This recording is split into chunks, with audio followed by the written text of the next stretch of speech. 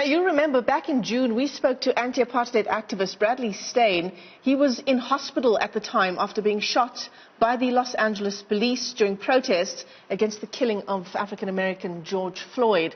Now, Steyn was shot at point-blank range with rubber bullets and was injured in the chest and in the groin, which meant he also had to have emergency surgery. He is now suing the LA police for assault, battery, and the violation of a number of his civil rights. He joins us now via our video link from Los Angeles. We're also joined by his attorney, Lisa Bloom. To both of you, good morning in South Africa, good evening in Los Angeles. Bradley, let's begin with you. Take us through how you're doing now, and perhaps just give our viewers a reminder of how things unfolded now a couple of months ago. Well, hi there, good morning, Molo, Mtanzi, Kuemora, everybody. Yeah, it's nice to be with you. You know, the road to recovery and my healing is still going to take some time. You know, this has been a very painful physically and mentally, you know, process that I'm going through. So, yeah, Michelle, it's taking a toll on me.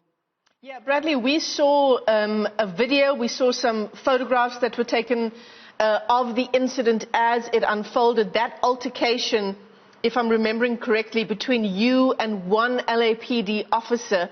Take us back to those moments. You know, unfortunately, I can't really talk to the particulars of exactly what happened. I'm going to refer to Lisa Bloom's counsel on that, just because we are, you know, we are taking action. Yeah. Okay, Lisa, let's bring you into the discussion. I've got the complaint document in front of me here. Take us through the suit that's being filed against the LAPD. Yes. So Bradley was at a Black Lives Matter protest over police brutality. And unfortunately, at that very protest, he was then a victim of police brutality. As you say, he was shot in the genitals with rubber bullets, a horrendously painful experience. He went down, lost consciousness briefly, came to. The police failed to render any medical aid to him, as they are required to do. He somehow got himself into a ride share, an Uber, got to a hospital. He eventually had surgery, and he's suffered from a lot of physical pain and emotional anguish ever since. This is completely outrageous. It's a violation of law. It's a violation of police rules. And I'm very honored to represent Bradley. We filed the complaint, as you say, which contains a number of causes of action. Those are the legal claims. But it all boils down to police abusing their authority over people who were simply protesting against police brutality. And this has to stop. And the last thing I'll say is that Bradley, notwithstanding all of the pain that he's in, has been very brave to join with me and others to try to change the laws as well, to tell the police that they should not be allowed to use these so-called rubber bullets into crowds of protesters. It simply should not happen. It doesn't happen in most countries in the world. It's not allowed in most situations, yet somehow American police are doing it over and over and injuring citizens. Yeah. So, Lisa, I want to talk more about changing the laws as it pertains to crowd control during protests in the U.S. But tell us about the damages that you are suing for. It includes an impact on past and future earnings, as I understand it.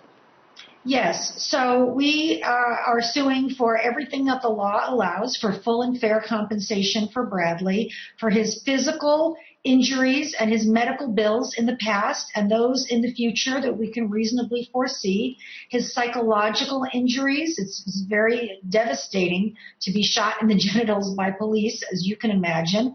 And, you know, Bradley has a past. He has a history. It just triggers all of that, all of the anti-apartheid work that he'd done and the horrific trauma that he had seen back when he was living in South Africa. Lost wages, attorney's fees. We're asking for all of it. And we're not just asking for it, we're demanding it. And we're going to get it for Bradley because he's entitled to it. Bradley, I want to just touch on what Lisa's talking about now. I mean, when we think of Bradley Steyn, we think about the witness to the Streatham Square massacre in Pretoria all those years ago. And as Lisa says, the incident with the LAPD, of course, bringing back all of those memories. Yeah, it's been an interesting journey, Michelle, and, I was with you in 2018 when we actually spoke about that very healing part of this journey, and that was 30 years later, commemorating and finding out who and what the names were of the victims of the Streatham Square massacre that happened 30 years earlier. And, I was out there with a documentary film crew, busy making a documentary on reconciliation and restorative justice and how the truth and reconciliation process has worked, how effective it's been, etc. And, through that experience, I did heal figuring out who the names were, etc. And I have been on my path to, healing from a lot of these anguishes after 30 years. Only then to go to a George Floyd protest, the Black Lives Matter protest, and to see how police, were acting and behaving towards their citizens. And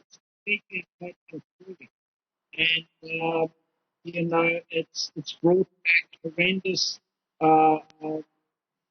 memories, and it's just ripped over the scab again of realized the brutal police and their tactics were in escalating violence on that particular day. Right, Bradley, apologies, we seem to be losing our connection to you. Lisa, before we let both of you go, of course we saw Bradley wasn't the only person affected by the violent behavior of police in the US during those Black Lives Matter protests in connection with George Floyd's death. Do you know of other cases like Bradley's that will be before your country's courts? Yes, in fact, I represent 3 other clients who were also shot by police at these peaceful protests. I represent a woman who was shot in the eye, blinded in one eye. Another young man, 21 years old, also shot in the face, had to have 57 stitches right next to his eye, suffers severe headaches. And another woman also shot in the face and in the leg. I mean, this is absurd. These are all unarmed protesters protesting police brutality. So we are all working together to try to change the laws and try to stand up against this and to continue to fight for Black lives. Black Lives Matter. That's a very important cause to all of us. And I, again, salute Bradley for allowing me to represent him in this important struggle. Yeah, absolutely. Well, all the best to both of you as that case continues. Bradley, all the best with your recovery as that continues as well. And thank you so much for joining us early morning in South Africa, late evening in Los Angeles. That's Bradley Steyn and his attorney Lisa Bloom. You remember back in June we spoke to Bradley. He'd been injured at the time by police, LA police, while he was protesting the murder of George Floyd, those Black Lives Matter protests that unfolded over several weeks in the US. That case is heading to court soon.